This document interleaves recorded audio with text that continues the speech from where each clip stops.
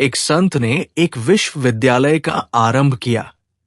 इस विद्यालय का प्रमुख उद्देश्य था ऐसे संस्कारी युवक युवतियों का निर्माण करना था जो समाज के विकास में सहभागी बन सके।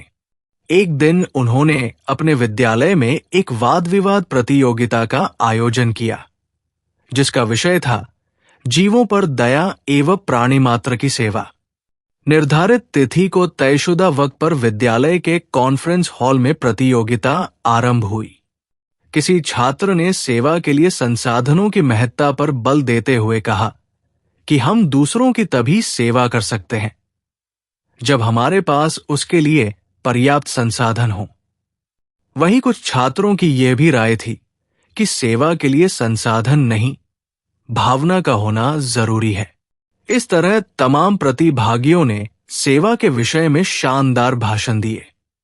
आखिर में जब पुरस्कार देने का समय आया तो संत ने एक ऐसे विद्यार्थी को चुना जो मंच पर बोलने के लिए ही नहीं आया था। ये देखकर अन्य विद्यार्थियों और कुछ शैक्षिक सदस्यों में रोष के स्वर उठने लगे। संत ने सबको शांत कराते हुए बोले, प्यारे मित्रों व विद्यार्थियों, आप सबको शिकायत है कि मैंने ऐसे विद्यार्थी को क्यों चुना जो प्रतियोगिता में सम्मिलित ही नहीं हुआ था।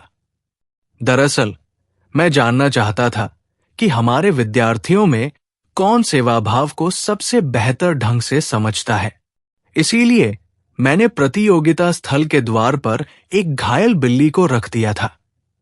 आप सब उसी द्वार से अंदर आए, पर किसी ने भी उस बिल्ली की ओर आंख उठाकर नहीं देखा। ये अकेला प्रतिभागी था जिसने वहां रुककर उसका उपचार किया और उसे सुरक्षित स्थान पर छोड़ आया। सेवा सहायता डिबेट का विषय नहीं, जीवन जीने की कला है।